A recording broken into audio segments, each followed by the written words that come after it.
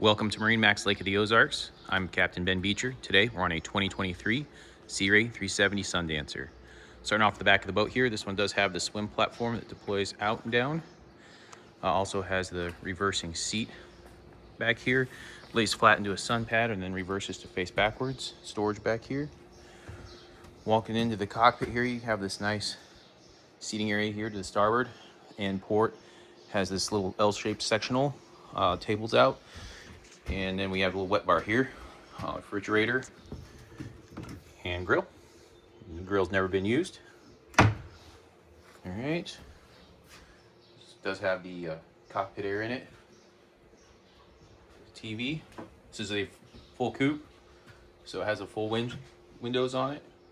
It also has the electronic skylight up here. Got the 8.2 mag HOs, right at 72 hours on them. Got your cabin down here, full-size bathroom there to starboard, galley to port. Walking forward here,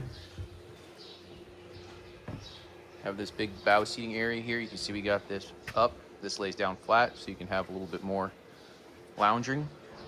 And then, of course, your anchor up there. So, white boat, black top, beautiful.